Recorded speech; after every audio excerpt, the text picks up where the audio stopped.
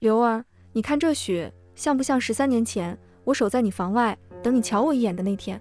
眼前这个戴着缠金衣扇冠，身着玄色礼服的男人叫萧玉安，大周的皇帝，我的夫君。此刻我所居住的琉璃宫，金香泥吞吐着百合香。萧玉安知我极怕冷，特意赐下胶房，又后铺波斯毯。这样的寒冬腊月，宫中赤脚也不觉得冷。此刻外头的雪既然落着，萧玉安揽我入怀，倚靠在榻上，与我一起瞧着外头的雪。大家好，欢迎收看皮皮听书。萧玉安眉眼如画，看我的眼中漾着数十年如一日的爱意。你为我奔丧的那个雪夜，我才这么说，就被萧玉安重重地敲了下脑袋。都是贵妃了，不可以说这样的话。你且说像不像？不像。我认真地摇头。那天的雪比现在要大，还有个少年站在外头像雪人。不然我现在出去，再为你站一次。萧玉安挑眉。在你出去之前，我爹肯定要提刀先来清君侧。我娇哼一声，钻进他的怀里，仰起头，借着火光看他。萧玉安生得好看，眉眼锋利，朝黑长睫在眼下垂下一片阴翳，一派温润谦和的君子模样。我爹说的对，他是个贤君。他捡起先皇丢给他的内忧外患的大轴。前朝重用能臣，笼络权臣，贤明宽宥，善待手足。后宫娶了3朝元老邻家嫡女林咬娘为后。林咬娘是京城出了名的闺秀，贤良淑德，将后宫打理得一派和睦，除了身子弱些总犯咳喘外，叫人一点挑不出错处。岸上灯花结了又落，发出碧包的细碎声响。她的下巴轻轻摩挲我的额头，委屈你了，刘儿。我是他结发10年的太子妃李刘儿，他登基后却只封我为贵妃。我摇摇头，想着方才他在坤宁宫，他不顾皇后在侧，急着要拉着我离场的模样，忍不住笑出来。皇后娘娘才委屈，册封贵妃的仪式可比登基大典简单多了，你都按耐不住，频频咳嗽，叫皇后娘娘面子都挂不住。那我不管。他竟然有了一点从前的幼稚，只是想着太委屈你了。谁让我的夫君是最最贤明的君王，偏我又做不来飞燕杨妃那样的妖妃呢？他总说后宫没有哪个妃子像你这般懂事，为我分忧。那当然，他是我结发10年的夫君，这后宫怎会有人比我还爱他，还舍不得他为难。这么说着，他却从袖中掏出个罗甸描金沉香木盒，怂恿我打开。那对东珠耳坠在盈盈烛火下流光溢彩，叫外头雪光都失色。东珠岂是我这个贵妃能戴的？我慌忙把木盒推给他，却被他捉住手。他低头在我掌心细细吻过，叫我心头酥麻。在于安心里，刘儿就是我的妻子。外头的雪静静落着，他将头埋在我颈中，温柔的叫我无法招架。刘儿，再给我生个孩子吧，朝云他像你，这不公平。哪里不公平？朝云不是你的孩子。他又说这般孩子气的话，叫我哭笑不得。这次要很像我。这么说着，他的手已经滑入我的衣裙之下。我正起身推脱，却被他自身后拥住，带着我滚到厚厚的波斯毯上。原来你铺毯子是为这个。我恼羞成怒。刘儿难道不喜欢吗？他坏笑反问，我若是个昏庸帝王，也得让你知道酒池肉林，与你日日寻欢作乐。他只咬着寻欢作乐4个字，叫我脸热。烛影摇曳，长发纠缠，十指交错。他吻得热烈，叫我还未出口的呻吟都破碎。他一遍遍唤着我的名字，捉住我的指尖放在他心口。萧玉安的心只能分成2半，一半写着大周苍生，一半写着李刘。不待我反驳，他一个吻又封住了我的唇。我在心中偷笑，那我可不一样，我李刘的心只写着萧玉安，所以只是个贵妃又如何，我并不在意。我遇见萧玉安的那天，是他最狼狈的时候。我压根没想到，这个偷佛台贡品吃的少年，竟然是皇子。那年上巳节，我与身为国子监祭酒的父亲一起，去清泉寺参加3日的祈福。夜里，娘亲和阿姐们都睡了，我悄悄溜进观音殿，自幼绕着观音像走过3圈，边走边默念心中所求之事。据京城贵女们所说，非常灵验。弟子李刘儿想问何时能寻到如意郎君。偌大的观音殿只回荡着我一个人的声音。如意郎君，郎君，君。殿内阴森恐怖，走到第2圈时，我有点害怕了。不对，怎么观音像底下的贡品少了个尖？明明刚刚还有9个啊！就在我哆嗦着，迈着软丝面条的腿要逃时，自供桌底下伸出了一只苍白的手，捉住了我的脚。不待我尖叫出声，就被这手拉到了供桌底下，极地的桌布将我们遮住，他死死地捂住我的嘴。谁？是巡逻的沙弥。底下很大，足够叫我们2个容身，却又很小，叫我们靠得很近。这么一挤，就叫我瞧见他的眉眼。他眉眼如刀裁，偏又有朝黑长睫，遮住少年心事。他一把嶙峋瘦骨，胳膊抵着我肋下，硌得我痛。这老鼠也太嚣张了。小沙弥摇头叹了口气。我拿开他盖在我嘴上的手掌，冲他挑眉张着口型，偷东西，贼老鼠。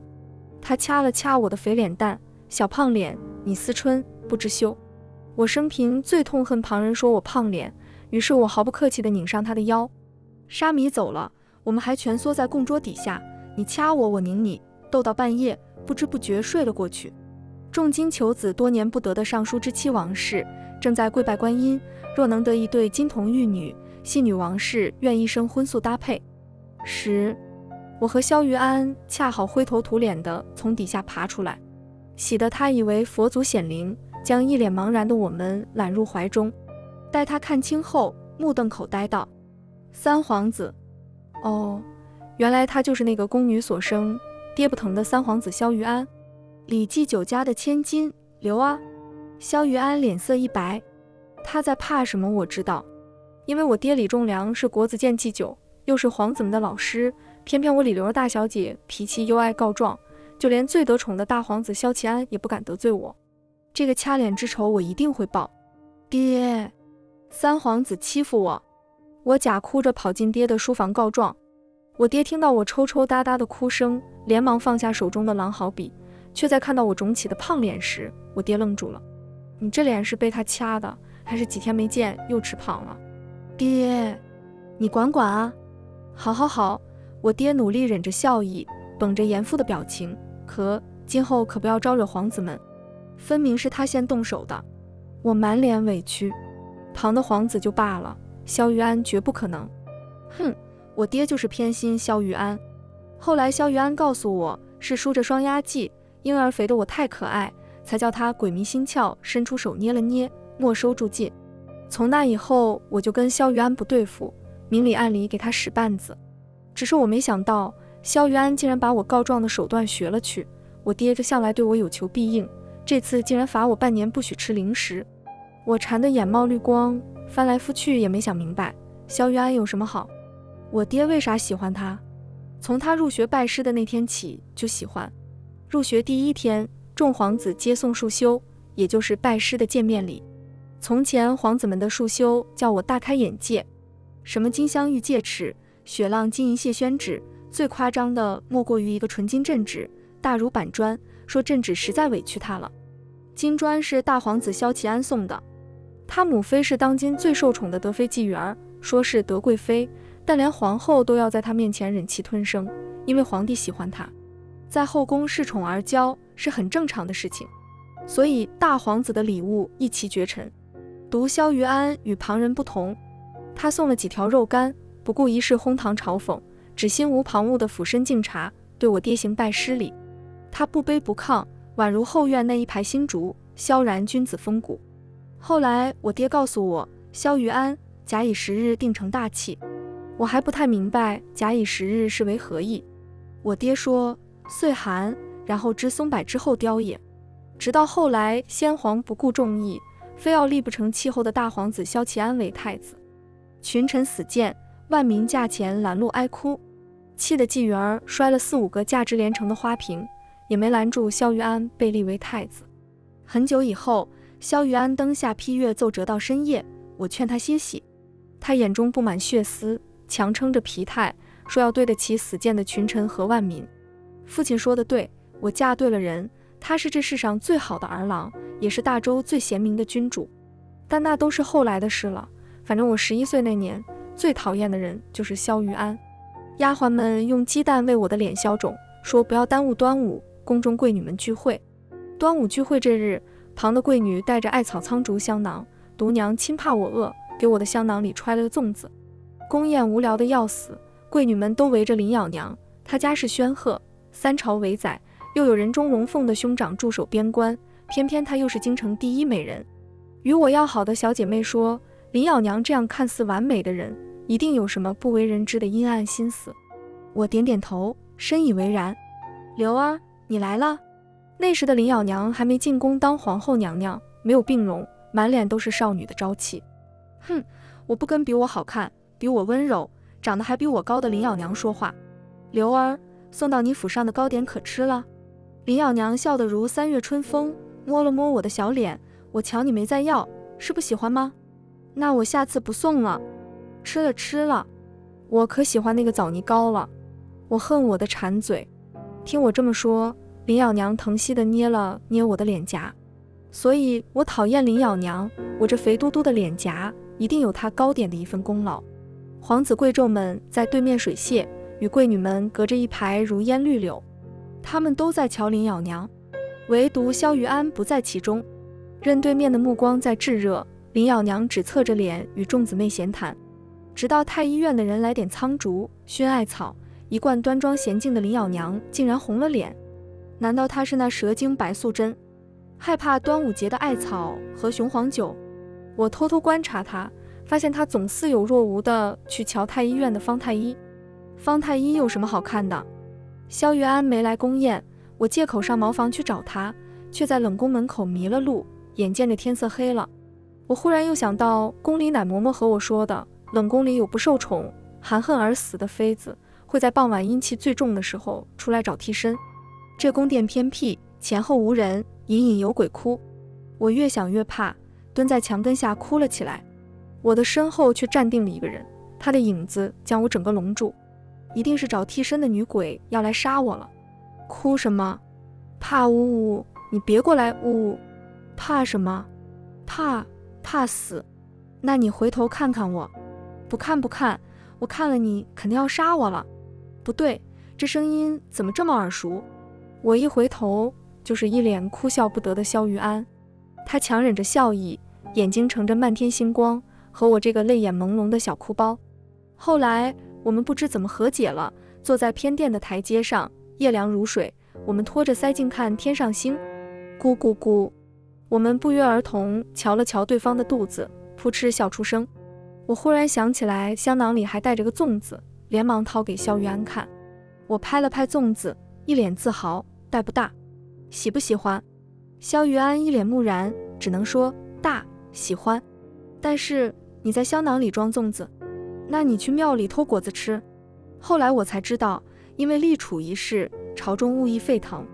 季贵妃忌惮萧玉安，在他饮食中下了毒，可阴差阳错叫老鼠偷吃了，老鼠当场毙命。他又饿又怕，才想起去偷贡品。毕竟拜佛的贡品不会有毒。我美滋滋地包了粽子，不计前嫌地分给了萧玉安一半。今后有我一口吃的，就有你一口。萧玉安脸上的表情晦暗不明，他拿着粽子垂下眼，那双睫毛生得可真好，叫他想藏心事就能藏。喂，好不好？我手肘捅了捅他。天星璀璨，我们的影子一长一短地投在宫墙上，我还矮他一截。他低头咬了一口甜粽子，忽地扬起了嘴角。好啊，他这一笑叫我脸忽然热了起来。为什么那个晚上我会像林咬娘瞧方太医一样，一直偷偷去瞧他呢？我不明白。但是那天以后，我就成了萧玉安的跟屁虫。皇子们都怕我这个哭包告状精。每次萧玉安被其他皇子欺辱，我如护犊子一般冲上前，叉着腰，用萧玉安的话来说，明明像个糯米团子奶凶奶凶的，却说着最有震慑力的话。你们再这样，我可告老师了。皇子们蔫了，别说他们，就连皇上都怕我爹和那群刻薄史官。我们两小无猜的过了2年，直到我13岁那年生了病，高烧了3日，太医都说可能就不活了。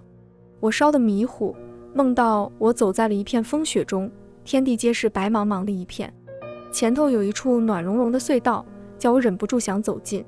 却有一个瘦削的身影死死拉住我的手，叫我别走。梦里的风雪太大，我看不清他的脸，只是那人一身如竹风骨，叫我想起父亲说的岁寒然后知松柏，是萧玉安。我回头却陡然从梦中坠落，醒来发现自己在床上，父亲在灯下沉默，娘亲和姊妹们围坐了一圈，个个眼睛哭得桃儿一般。大姐先发现我醒了，她一愣，随即惊喜地叫了出声。一家子在床前将我团团围住，连烛光都遮得密不透风。我要出去，娘亲父亲接拦着我，说我身子弱，受不得风寒了，他在外头等我。父母姐妹面面相觑，谁？我挣扎着爬下床，他们实在拗不过我，大姐搀着我，为我撑伞。我撑着病体，扶着阿姐，咬着牙一步步挪到门外。从我卧房到大门，这短短的路途怎么会这么难走？叫我走3步便剧烈咳喘。门开时，我的眼泪就落了下来。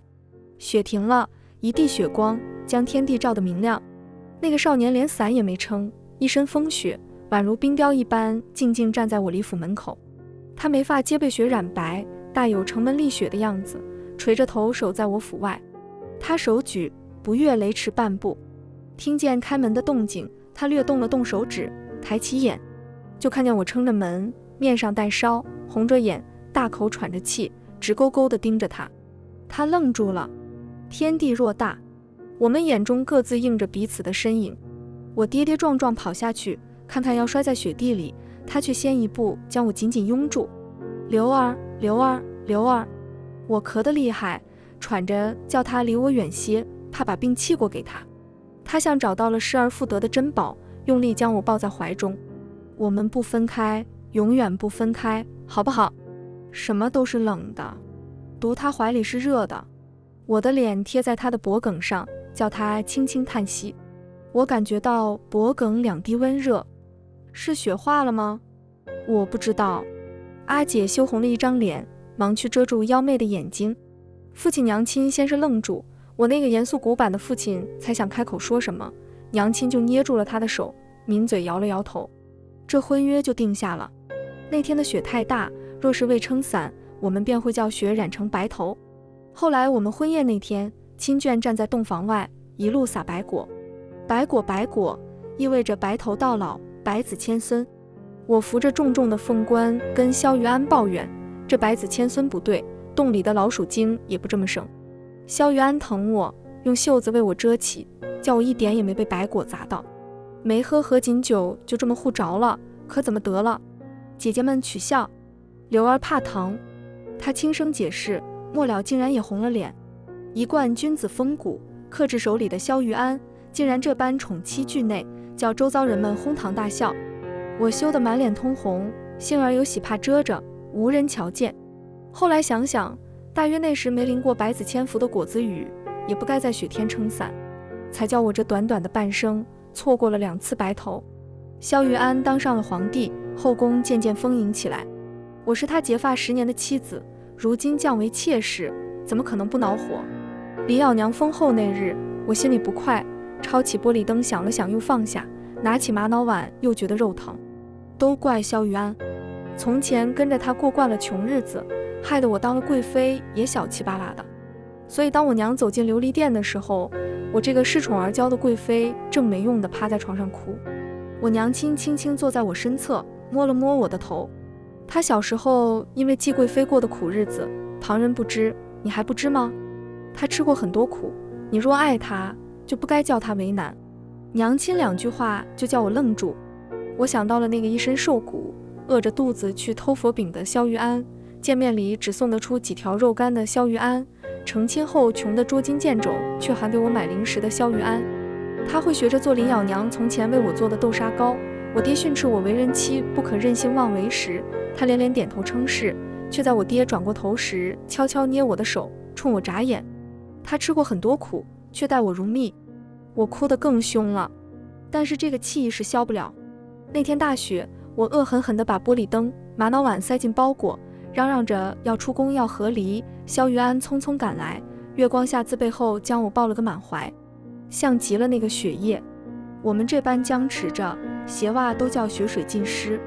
我试图推开他，他却像个幼稚的孩子，不肯松手。刘儿不是答应了我，今后永远不分开吗？我会宠着刘儿，不会叫刘儿受委屈的。他语气中的脆弱叫我心软了。回了琉璃店，他为我脚上搓着红浆水，怕我在雪地站久了生冻疮。刘儿，以后不必去和皇后请安。他待我这般好，反叫我心里不安。是啊，他会宠着我，护着我，我也不该叫他为难。既然是贵妃了，我就要学着改掉从前的大小姐脾气。所以林咬娘立后不久，我第一次去她宫中为她请安，还提着一盒糕点。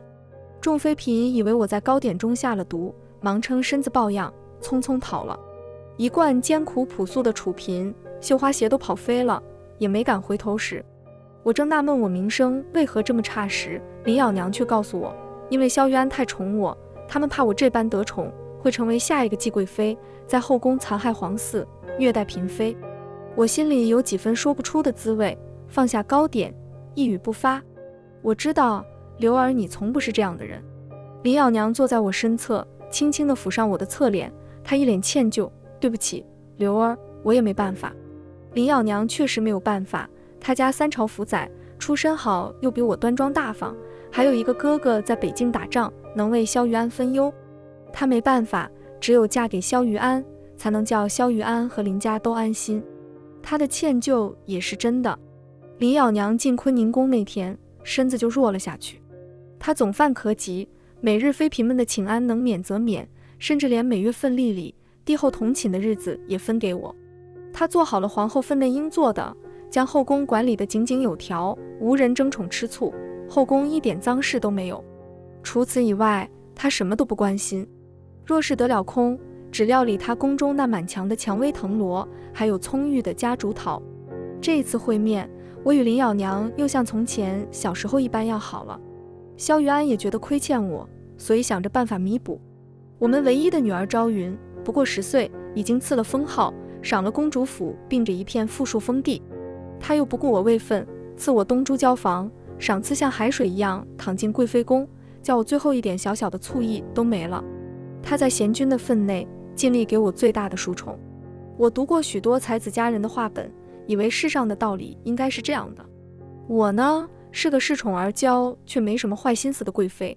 至于萧玉安，要么变心在追妻火葬场对我万般补偿，要么是个爱美人不爱江山的昏君，护着我在后宫横行霸道，最后遣散后宫，与我一生一世一双人。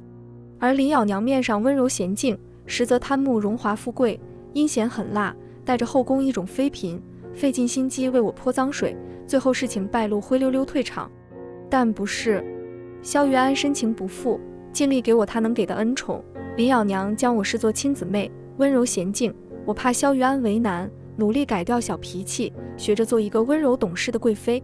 明明一切都这般顺遂，以至于后来那个雪天，我缠绵病榻，病成一把瘦骨，也没想明白，没人害我，萧玉安也始终没有变心，为何会变成这样？这一切是从萧玉安登基后3年那场春日10邑开始变的。那一年，南方生了瘟疫，方圆千百里，瞧不见一处活人，尸体堆成了山丘，若不掩埋，又是祸端。太医院的方千和年少有为，最善医治10邑。从前林咬娘与母亲回娘家，也染过病，众人都以为活不成了，却叫方千和治好了。萧玉安点了方千和去，10邑止住了，方千和却染病死了。因着天热，尸体只得匆匆葬在南方。方千和死讯传来的那天，初夏草木长，坤宁宫窗前花影摇曳。他叮嘱我和朝云坐在南头的窗户口，离北边那一架夹竹桃远些。小气鬼，我不计较你抢了我的萧玉安，你却怕我毁了你的夹竹桃花架。我抱着朝云，吃着林咬娘做的豆沙糕，就听见太监们奔走相告，传着喜讯，南方的10邑治住了。方太医呢？也回来了。有宫女问。林咬娘修剪芍药的剪刀忽然停住，她笑了。方太医，他病死了。太监的语气耷拉下来。我手中的糕点顿住了，林咬娘的笑容僵住了。我不记得我是怎么带着朝云从坤宁宫走出来的。第2日细雨绵密，我撑着伞去萧雨安书房。林咬娘对我太好，叫我心下不忍。我去问萧雨安，雨安，方太医可有什么交代？似乎早知我的意图，萧雨安书案上一纸清秀字迹，不负所托，只这4个字。萧雨安默然，聪明如他，如何不知林咬娘心事？他不生气，不过是因为这心事并不龌龊，甚至叫人怜悯。我和萧雨安早明白了，这世上身不由己的人有很多，我们能陪着彼此，已经算是幸运。萧雨安是君子，林咬娘是君子，方千和是君子，而我大约也算得上一个心软的君子。我牵着朝云走在回宫的路上，朝云仰着婴儿肥的脸蛋问我，娘亲，皇后娘娘的病会好起来吗？我摸了摸朝云的头，会的，只是你要多去陪陪皇后娘娘，她待你很好。后来她后院那面家竹桃花架一夜间焚烧殆尽，后来她的病好了起来，1年后生下了大皇子，眼睛像萧玉安，鼻子像他。多年后她和我说对不起，只是她那一天本来心灰想死，可朝云却跌跌撞撞扑进了她的怀里，跟她撒娇，叫她舍不得了。她就是这样一个善良温柔的人，生怕害我与萧玉安离心。她生产那天，萧玉安要来陪我，却被我制住。雨安，1年364日，你尽可来陪刘儿，独今日不可。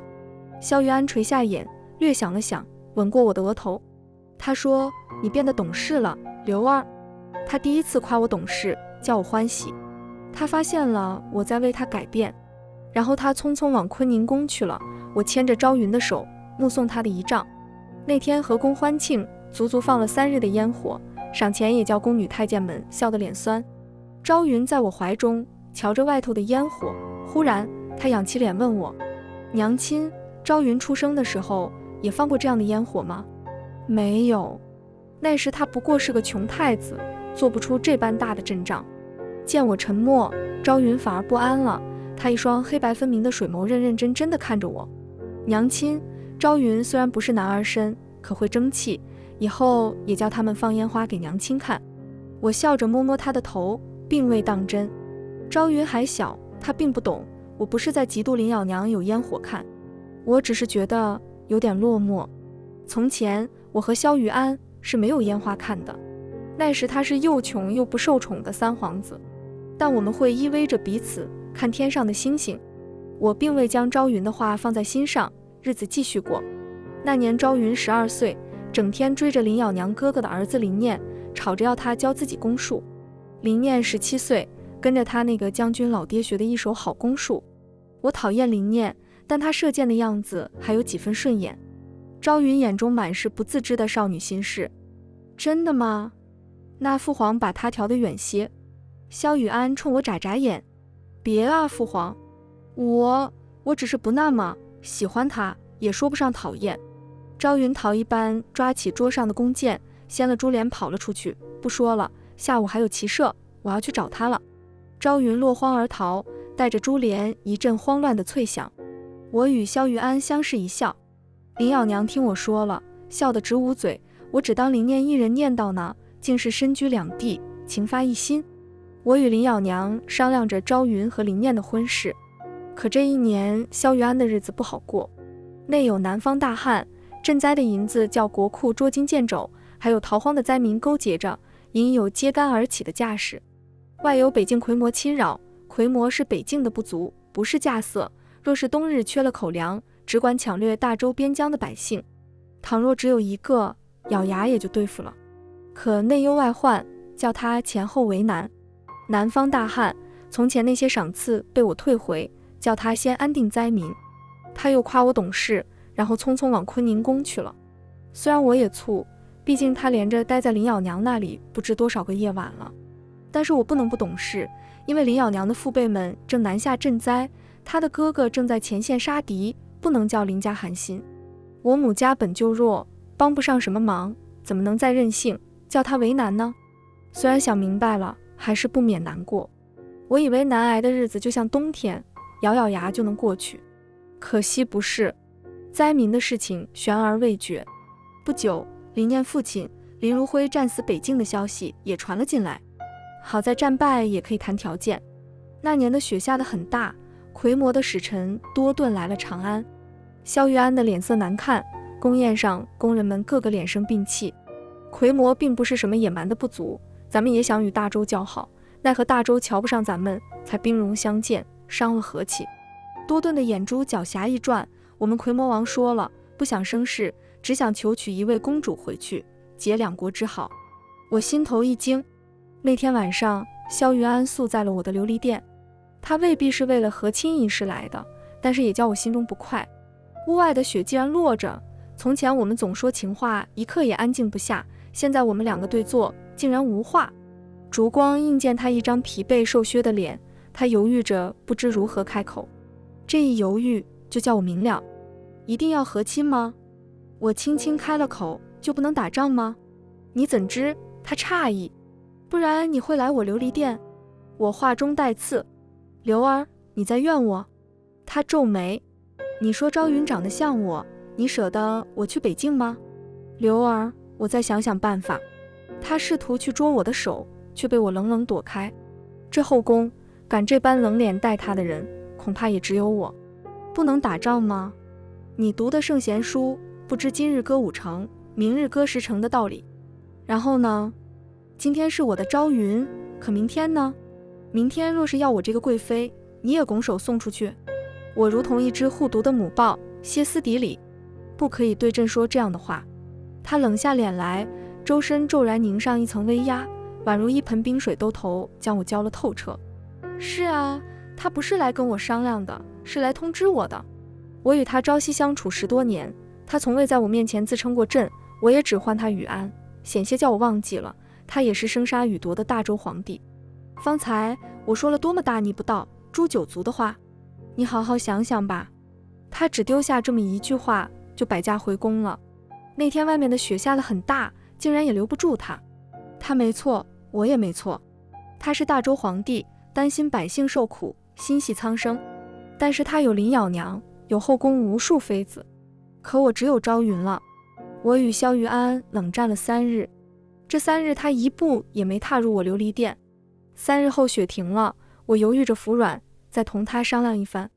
我带了些糯米点心，希望他看到能想起来我们小时那般嫌弃对方，却因为分吃一个糯米粽子喜结良缘。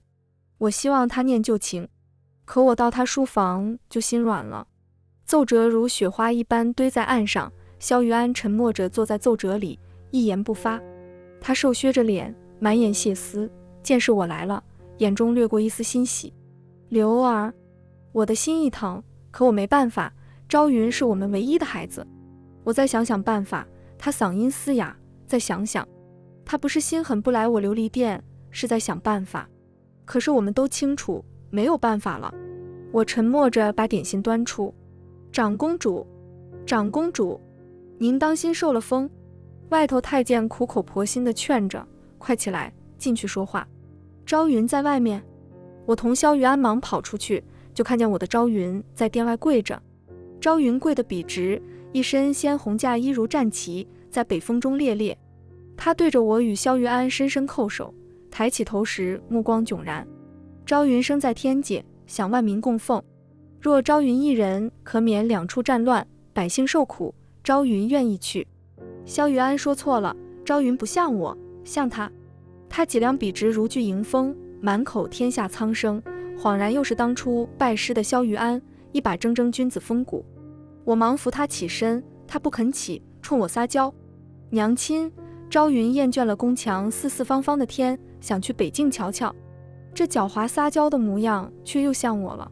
好不好，娘亲，朝云想去。那林念呢？我心中酸涩。他略一怔住，旋即面上又是那副长公主的刁蛮情态。林念，不过一时新鲜，我早不喜欢他了。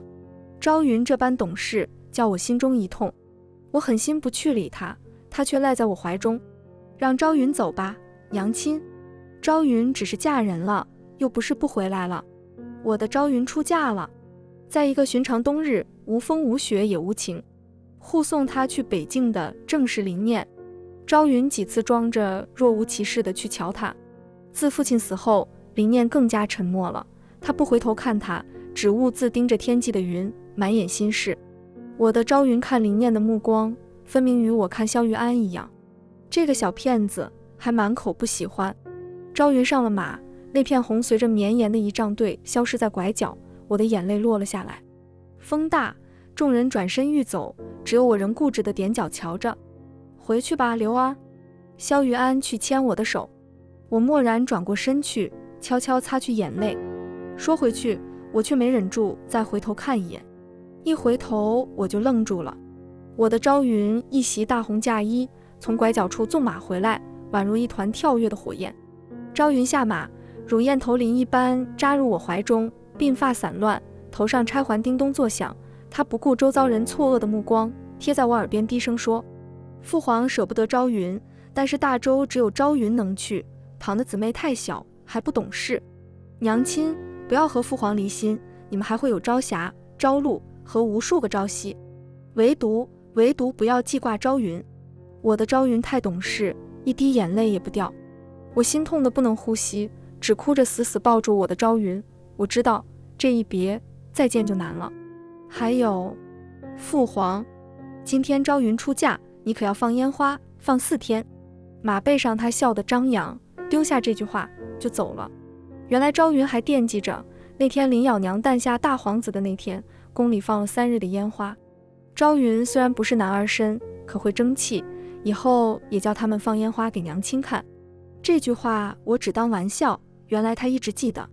那天宫里放了4日的烟花，萧玉安揽着我，靠在窗前静静地看。他和我道歉，说前几日政务繁重，叫他心烦，所以说的重了些。林咬娘的哥哥战死，父辈又在南方赈灾，我不得不。他这般贤明，叫我恨不起来。朝云走了，我们也该给朝云一个弟弟妹妹。他伏在我的颈窝，不无温柔。像我和朝云一样懂事乖巧吗？我的心仍然是痛的。他没听出我的意思，仍柔情蜜意。若是像你这般乖巧懂事，当然很好。我没办法释怀，去讨好他。2下沉默，萧玉安似乎知我心里难过，只从背后搂着我，轻轻叹息：刘儿，来生我们做一对寻常夫妻好不好？只有你我们的孩子也不用和亲。我的眼睛微微酸了，虽然并未原谅他，我还是点了点头。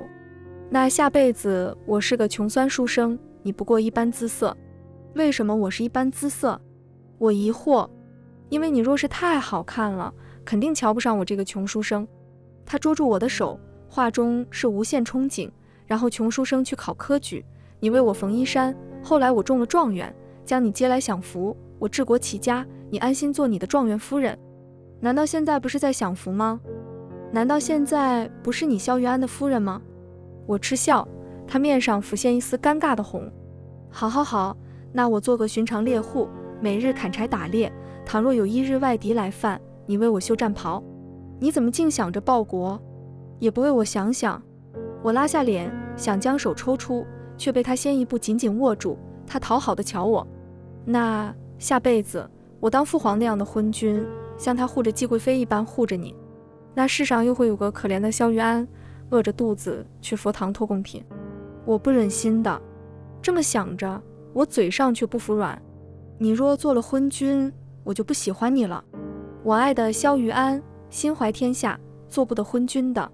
那……他为难地挠挠头。末了，我认命地叹了口气。算了，来生我们还是当佛堂里的老鼠精。你为了求我嫁给你，去佛堂偷贡品讨好我。知我在说我们出狱，萧玉安脸上也漾起了笑意，烛光映出他那张温柔的脸。好呀，老鼠精好，说出去不怕人笑话。大周的皇帝就这点出息吗？老鼠精哪里好？百子千孙，洞里的老鼠精可不就这么生吗？他说的是我们成亲那天，意味着百子千孙的白果。他脸上又是促狭的笑意，叫我脸热。一世灯火摇曳，外头的雪色太好，太像那年冬夜，叫我又原谅他了。后宫的孩子出生了许多，我的肚子却始终没什么动静。林咬娘的儿子萧许国一天天长大，越来越像他。朝中林家开始慢慢施压给萧玉安，叫他早定国本，立萧许国为太子。那年秋末，天气已有了初冬的寒意。我在宫里散心，忽然觉得身子比往日沉些，便走到假山里坐着略歇歇。待我坐得久了，倦意袭上时，就听见一阵挣扎水声和呼救声。有人落水，落水那人是萧许国。我想也没想，慌忙跳下水去救他。我水性虽好，却被他拉住，呛了几口水。初冬，湖水刺骨的冷，我强忍着腹痛，竭尽全力拉着昏迷不醒的萧许国上岸。我蜷缩着身子，颤着牙关喊人，终于叫我等到萧玉安并着一众太医匆匆赶来。于安，看到他的身影，莫大的安全感叫我的眼睛湿了。我怕疼，也怕死，从小就怕，但是他一出现，就能叫我安心。我以为他会安慰我，拥我入怀，甚至感谢我救了他最出色的儿子。可是他没有，他竟自我身旁走开，满心满眼都是萧许国，他连一个眼神都没给我。我愣住了。萧许国冻青了一张脸，牙关打颤，神志不清。林咬娘白了脸，哭着将萧许国揽入怀中。怎么会这样？好端端怎么落了水？他这么无心一喊，叫周遭看我的眼神都暧昧。他们为什么要这么看我？难道他们怀疑我对萧许国下手？可是肚子好痛，痛得叫我咬着牙冒冷汗，说不出一句为自己辩白的话。宋贵妃回宫，好生医治。她自始至终没有给我一个目光，只丢下这么一句话。是不是她也怀疑我？我死死咬住下唇，痛得蜷缩在地上。一袭华美贵妃服此刻沾满泥土，慢慢阴上血色。琉璃宫中，与我素不相识的太医急忙去探我的脉搏。与我结发10余年的他却不在我身边。在我痛得失去意识之前，听到的最后一句话是太医说的：孩子没了。是吗？是萧许国没救回来吗？那林咬娘和他得多伤心啊！他们会不会以为是我害死了萧许国？他们会不会恨我啊？一世药香，我悠悠转醒，只觉得眩晕。萧玉安沉默着握着我的手，他眼中的神色是什么？有亏欠，有懊悔，却没有恨。我想到方才人群揣测的眼神，慌忙仰头看他。于安，不是我没有害他。他仍沉默，叫我慌张。于安，你相信我，他与你长得这么像，我怎么舍得伤害他？于安，你相信我，求求你相信我。我几乎是哀求着，可他只垂着眼，并不与我对视。沉默叫人心慌。我知道不是你，刘儿。他哑着喉咙，艰难地开口。我的眼泪一点点续上来了。他相信我。于安，你别难过，怪我救得太晚了，不然他也不会死。他没死。那太医说。我愣住了。是我们的孩子没了。他绷着背，努力抑制住自己颤抖的肩膀。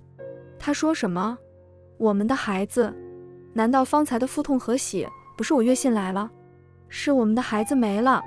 我呆呆地看着自己的小腹，根本就没想到这里朝云的弟弟妹妹曾经来过。我们以后还会有的。萧于安安慰我。因为萧许国是众望所归的太子，他像于安，性格温润纯良，这样的人若是当了太子，对大周对天下都是好的。萧许国只有一个，所以他急忙去救他。而我们的孩子以后还会有的，走了一个朝云，再走一个，还会再有。我不敢细想，只问他，倘若方才太医先救我，我们的孩子是不是就不会死？他不敢看我。我心下了然，竟然也笑了。他见我这般，面上为难，你且好好养身子，我们还有以后。甚至不等我回他，他就匆匆起身离开。他走了，因为太监过来说，皇上，大皇子又起烧了。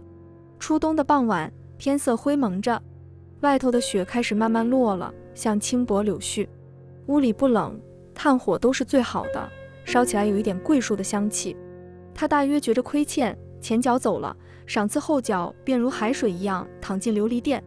我靠着软垫，细细想着我与萧玉安这10几年的光景，不觉间滴下泪来。从前他惹我不开心，只变着法子慢慢哄我。他说刘儿怕鬼怕死，但是他不一样，他只怕我不高兴。我知道萧玉安仍然爱着我，只是不知道他还怕不怕我不高兴。足足1个冬月，我躺着闭门不出，醒了便是呆坐着流泪，睡了有时也会梦中哽咽，日子久了，竟然不知自己是醒着还是睡着。我瘦了下去，从前愁着不知怎么减去的婴儿肥也渐渐退了。林咬娘内心歉疚，带着萧许国来拜访，被我拒之门外。萧玉安心里不安，试过许多法子来哄我，我一言不发，只盯着床幔。要不要回家看看？他讨好地看着我，这语理不合，我垂下眼。只要你高兴，刘儿。他愧疚地吻了吻我的额头，见我不像前几日一样躲开，他竟然激动。他察觉出我眼中一闪而过的光彩，准了我回家省亲。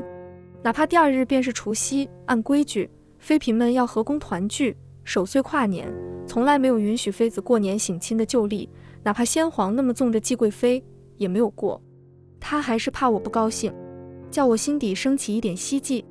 我的心情好了起来，没告诉娘亲他们我要回家了，我想给他们一个惊喜。我从萧玉安赏赐的宝物中精心挑了些，南海珍珠项链送给娘亲，千年老餐送给父亲，还有些绫罗绸缎、新奇首饰送给姐妹们。见我左挑右拣，犹豫不决，宛如一个冬日囤粮的老鼠，萧玉安只宠溺地笑：要不要我再给你安排些人手？我拒绝了他，指一辆马车悄悄出宫去了。我还没彻底原谅他呢。我已经许久没回过家了，不知爹娘会有多想我，我那个古板固执的爹会不会激动到当场落泪？娘亲肯定会亲自下厨，到时候我爹肯定少不了唠叨，说他把我惯坏了。我还要和他们告状，说萧玉安欺负我。马车上，我只是这样想着，就忍不住偷笑了。车轮辘辘地碾过新雪，街上除了我这一辆马车，一个行人也没有。阖家团聚，我也能团聚了。我咚咚地敲着自家的大门：谁呀？这大过年的。我爹先开了口，我故意不答，笑得眼睛都要眯起来了。我要忍住，等我爹先哭。我打定主意，等着门开，看见他们喜极而泣，抱头痛哭。门打开了，我看见满脸震惊的父亲娘亲，他们嗫嚅着嘴唇，颤抖着一句话也说不出。我娘甚至眯起眼去瞧我，想看我是不是她的刘儿。我站在灯笼下看得仔细，他们老了，两鬓斑白。竟然是我绷不住，先红了眼眶，我又是哭又是笑道：爹娘，刘儿回来了。娘亲怔住了，犹豫着去看父亲的脸色。父亲满脸惊愕：你怎么回来了？萧玉安准我回。我以为父亲激动过度，才会这般责问我：你和皇上闹别扭了？娘亲担忧地看着我：我没有，是他先。不要任性，快回去认错。父亲冷下脸来：我没有，我心里委屈。回去认错。父亲的语气满是诘责：哪怕你没有错，也不可这般恃宠而骄，任性妄为。哪有妃嫔除夕回母家的道理？你为刘儿想想。听刘儿说完，母亲努力去缓和氛围。我为她想，她可为自己，为李家想过。这般任性妄为，如今圣上宠她纵着她，倘若有天这圣宠不在，高处摔下，不是粉身碎骨吗？父亲语气严厉，叫我打了个寒战，如梦初醒。是啊，我嫁的不是寻常夫君，是大周的皇帝。从前嫁出去时，我便叮嘱他，不可像从前在家一般任性。如今父亲长叹口气，竟然滴下泪来：刘儿，回去认错吧。刘儿，快回去。娘亲也湿了眼眶，忙把我往外推，不可惹圣上不快。娘亲满脸担忧，父亲恨铁不成钢的表情，叫我无力辩解。你们都不听我说吗？我何曾任性过？从结发10年，屈居他人之下为贵妃，到我的朝云换大周一夕安寝，再到我的孩子换了他的孩子一命，我李刘儿何曾任性过？我只觉得心口压抑的喘不过气，竟然连眼泪都流不出来。阖家团聚，寂静无声。我坐在马车上，沿着来时的路回去。马车到了宫门口，你去过节吧，我下来走走。贵妃娘娘，这宫中我待惯了，无碍。我赏了驾车的太监们些酒钱。我这个任性的贵妃，害得他们也不能好生过节。我慢慢地走，竟然走到了当初我和萧玉安坐着分食粽子的冷宫前。他是个好皇帝，从未苛待后宫妃嫔，所以这冷宫真的荒废了。我坐在冷宫门口，仰头看漫天星辰，听风穿宫墙而过。现在想想，从前我那么怕死，那么怕冷宫会有鬼魂，如今竟然不怕了。这和宫团聚，贵妃娘娘却回家了，可不能在宫中乱讲贵妃娘娘的事，皇上听见可会重罚。冷宫有值守的嬷嬷们也在除夕夜偷闲饮酒。原来萧玉安这般护着我，也不许宫人议论我。我轻轻笑了，准备起身回宫，明日同萧玉安和好。娘亲和父亲的担忧是有道理，我还是要一孩子傍身。毕竟从前朝云在的时候，我从不怕与萧玉安冷战，朝云总会向着我。贵妃娘娘也真是可怜，朝云公主死了，她又有了，谁知也没保住。贵妃娘娘这般心善又好性子，为何上天这般苛待她？何公瞒着娘娘呢？可不要乱说，要掉脑袋的。我怔住了，他们说什么？昭云死了？昭云公主也真可怜，才去奎摩，奎摩儿子逼宫把爹杀了，连着公主也。我贴着墙急切地听，这时宫里却放烟花了，除了耳边的轰鸣，我什么也没听清。我闯入冷宫，2、3个老嬷嬷站立着跪趴在地上，满口的娘娘饶命。你起来，慢慢说。昭云公主死在贼子刀下，奴婢们也就知道这么些了。娘娘饶命啊！是我的昭云吗？我恍惚着走出冷宫，身后哭声、磕头求饶声，我一概听不见。昭云公主死在贼子刀下，这句话一遍遍剜着我的心，叫我痛得喘不过气。是我的昭云吗？是那个伏在我膝头冲我撒娇的昭云吗？是叫我不要难过，她会争气的昭云吗？是那个自己深陷泥沼还惦记着，叫我不要和萧玉安离心的昭云吗？天上的烟火一朵朵炸开，将皇城照得璀璨又明亮。和宫欢庆，宫宴开了，嬉笑声、奏乐声悠悠飘到耳边。宫外阖家团圆，鞭炮噼里啪啦炸开一串火光，这2处的热闹全都将我拒之门外，与我无关。我木然站在冷宫外，发现自己心痛得迈不出一步。我靠着冷宫的墙，慢慢滑落下去。娘亲，昭云也会争气，叫他们放烟花给娘亲看。昭云生在天界，享万民供奉。若昭云一人可免2处战乱，百姓受苦，昭云愿意去。让昭云走吧，娘亲。娘亲，不要和父皇离心，你们还会有朝霞、朝露和无数个朝夕。唯独不要记挂昭云。昭云只是嫁人了，又不是不回来了。说什么又不是不回来了？这个小骗子！昭云，我会哭会笑的昭云，分明再也不会回来了，再也不会了。原来悲痛到极致，连眼泪也掉不下来。萧玉安，你为什么要瞒着我？还是你也和旁人一样，以为我会恨你？我何时恨过你？我只是难过，我们竟然不能和一对寻常夫妻一样，依偎着彼此，挨过丧子之痛。我甚至怀疑，昭云死时，你痛过吗？你不会痛，你是大周的皇帝萧玉安，你有萧许国，有许多公主皇子，他们像昭云一样敬畏你，爱戴你。可我李流只有昭云了，现在昭云也不在了。我那么相信你，那么见不得你为难。你说皇后不可能是我，没关系，我母家弱，本就帮不上你什么忙。你说只能和亲，没关系，我的昭云她也懂事，我们还会再有别的孩子。你说你萧玉安的心分成了2份，一份是我，一份是大周的苍生，没关系，谁让我嫁的不是寻常男儿，是心系天下的皇帝呢？你给我荣华富贵，给我独一份的殊宠，给我一切我不想要的。你从前夸我灵动俏皮，心思纯良，如今只夸我懂事乖巧，难道我不想做一个恃宠而骄的贵妃，仗着你的宠爱肆意妄为？我想，可是我舍不得，因为我见过少年吃苦的萧玉安，见过灯下为国事操劳的萧玉安，见过无可奈何的萧玉安，所以我舍不得。从华服加身到交房专宠，再到东珠殊荣，我竟然还是怀念和你坐在这里分吃一个粽子的时光。那样的少年时光再也回不来了。我在冷宫外头枯坐，一夜的北风将我的心一点点吹冷。天边泛起了鱼肚白，隐隐听见个宫开了门，嬉笑着祝贺欣喜。我蓦然起身，强撑着慢慢走回我琉璃宫。远处太阳一点点升起，绚烂的朝霞一点点散了。从来好物不坚牢，彩云易散琉璃脆。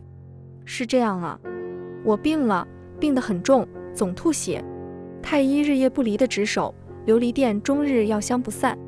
他们在为我的病情争执不断。娘娘这是受了冷风，邪气入体。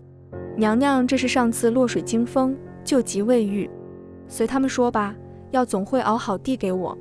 我只呆呆地看着床幔，吃药也张嘴，吃饭也张嘴，可我依旧肉眼可见地瘦削下去。萧玉安来过几次，平退众人，只握住我的手哽咽：刘儿，我们不是好好的，怎么这样了？是啊，我们好好的，怎么这样了？他告诉我，当初推销许国下水的人是他派去的，因为林家势力在朝中根深蒂固，对他施压。为了不叫林家生疑，所以落水那天故意冷落了我，却不想害了我们的孩子。他告诉我，瞒着昭云的死讯，也是怕我郁郁不欢。我这么爱他，不叫他为难，乖巧懂事。他也这么爱我，事事为我考虑，赏赐堆成了小山，生了灰。我们明明尽力去爱着对方了，为何会这样？贤明如他，竟然学昏君，叫锦衣卫为我去搜罗新奇玩意儿，悬赏逗趣的戏班子，只为叫我展颜，给他一点目光。他羽翼渐丰，叫前朝对我不敢多致一词。他在前朝何等手腕，如今只哀求我多看他一眼。他瘦削着脸，眼下淡淡乌青，皆因这几日不眠不休守在我身边。我终究对他狠不下心，却也没办法爱他了。爱他太苦了。于安，听我唤他的名字，萧于安的眼中染上一丝希冀。你说，刘儿，你要什么？我在听。我忽然觉得我们都有些可悲，他总以为我要什么，可我什么也不要。外头的雪簌簌落着，恍然又叫我想起10多年前，我好像要死了。我静静看着外头的雪，不要说这样的话，你不会死，我们还会有许多朝夕，许多以后。他红着眼将我揽入怀中，哽咽着。我轻轻摇了摇头，没有了，别说朝夕，我也不要来生了。会有的，会有的。来生我们不是说好了吗？你做个漂亮的耗子精，我为了求你嫁给我，去托佛台贡品。刘儿，会有来生。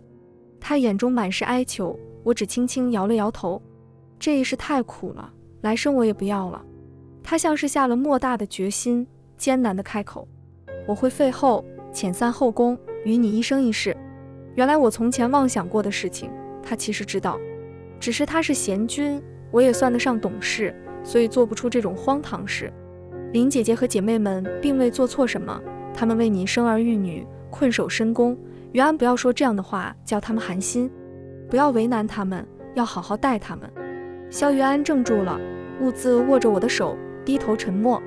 良久，2滴温热落在我的手背上。他哭了，还是我哭了，都不重要了。萧于安守了我3日，后来泰山震颤，他不得不去祭天，忏悔罪行。看着他匆匆离去的背影，我忽然明白了从前想不通的道理。为何我们尽力去爱对方，还会落得如此下场？大约白头到老，除了深情，还要一点运气。我的运气不太好。他才走，林咬娘来了。她红肿着眼睛，一个侍女也没带，只身过来瞧我。林咬娘试图握住我的手，却在摸到我一把瘦骨时，忍不住抽泣。妹妹从前馋我做的枣泥糕，吃得脸蛋圆起来，不知多可爱。是吗？我有过这样的从前吗？妹妹，我对不起你。林咬娘不住地用手帕拭去眼泪，我不想哽在你们中间，可我也身不由己。外头天色暗了，雪光莹莹，将琉璃殿照得明亮。她握着我的手，慢慢说我们的从前。我从小被教导端庄沉稳，从来做不得主，只任性了一回，就害死了他。他说的是方千和，我知道。我坤宁宫种的夹竹桃是我私心种下的，夹竹桃花粉叫我总犯咳喘，难怪他叫我离夹竹桃花架远些。我们从未逾越，甚至不曾多说一句话，可我的心思还是害死了他。他不是死于时意，是我父亲杀了他。我本想寻死，可昭云闯了进来，他那么懂事，那么可爱，我便想着，若是我也有个孩子陪伴，这日子会不会好过一点？林咬娘喃喃着滴下泪来，一身华贵，非常的绸缎，装裹了一颗早已枯死的心事。你可曾怪过我？我只觉得疲惫得很，累得说不出话，摇了摇头。他一直爱着你。林咬娘满脸愧疚，刘儿，你要好起来。我好不起来了，我知道。外头的雪慢慢落着，叫我恍惚间看到了10多年前的雪夜。那时我高烧了3日，梦中迷迷糊糊要死了，那感觉和现在无比相似。我大约要死了，又歪头咳出一大口血。刘儿，刘儿！林咬娘慌了，忙起身呼唤太医。太医，太医呢？我尽力捉住她的衣袖，努力开口。姐姐，萧玉安什么时候回来？他3日内就可以回来了。刘儿，你会见到他的。会的。是吗？3日后啊，那么今晚他不会来了。我勉强支撑着，朝林咬娘一笑。姐姐，我没事，只是想吃你做的枣泥糕。好好好，姐姐回宫给你拿，你且等着姐姐。林咬娘的眼泪噼里啪啦地落在我的手上，她努力擦干泪，慌忙起身。她推开门，跌跌撞撞地跑出去。瞧着她离开了，我才放下心，任由自己的身子沉下去。外面大雪呼啸，天地间银白一片，像极了13岁那年的雪夜。只是再不会有一个少年站在那一片风雪外，等我醒来了。后记：萧家的名号是按照国泰民安为次序，父皇这辈叫萧玉安，我叫萧许国。大周洪启元年，我接过父皇留给我的一个国泰民安的大周。父皇登基时，大周民生凋敝，内忧外患，他费尽了心力，才叫百姓过上安稳日子。在我的记忆里，父皇贤明儒雅，向来处变不惊。可父皇从泰山祭天回来的那日就变了。那天我母后哭得像个泪人，她从来端庄娴静，未曾如此失态过。她叫我出去，我以为父皇欺负了母后，就坐在门外静静听。他有没有只言片语留给我？父皇颤抖着声音，娘亲只是沉默，压抑着抽泣。母后口中的他是谁？不知为何，我想到了一个温柔孤单的身影，但是始终想不起他的样貌。大概是因为他总生病，闭门不出。父皇从母妃宫中出来，像是一天之间苍老了许多。父皇从前勤政，如今更是不顾惜自己的身子，整夜地扑在政事上，叫母后担忧。后来我当了太子，也到了选妃的年纪，如花一般的贵女们站在我面前，她们含羞带怯，不敢抬眼瞧我。唯独刘尚书家的小女儿刘云睁大那双水眸，好奇地打量我，举手投足间戴着头顶的流苏步摇都颤抖，叫我心一动。我想选她，父皇却轻轻制住了我。他告诉我，最喜欢的不要选入宫中。我不解为何。我会疼她宠她，为她在这宫中遮风挡雨。父皇只摇头说，遮风挡雨，可这风雨都是你带给她的。父皇说的不对，他与我母后不是恩爱白头，一辈子相敬如宾吗？我怎不见什么风雨？我没听父皇的，还是选了尚书家的小女儿。我会照顾好她的，会给她后宫独有的殊宠，怎么会叫她面对风雨香消玉殒呢？父皇糊涂了，这世上哪有两情相悦，深爱对方却落得凄凉下场的故事？我会保护好她。父皇退位了，将大周交给了我。他老了，也渐渐记不得许多事情。照顾他的工人都知道，父皇他爱吃粽子，爱吃公佛的福饼。刘儿，父皇常常念这个名字。新来的工人不知道，那是从前贵妃娘娘的名字。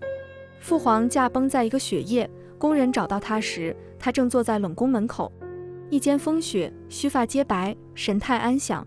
父皇驾崩后，史官整理了前朝的史书，交由我翻阅。父皇他生前仁慈、宽宥、敏下、善纳，苛刻如史官们，竟也挑不出他半分错处。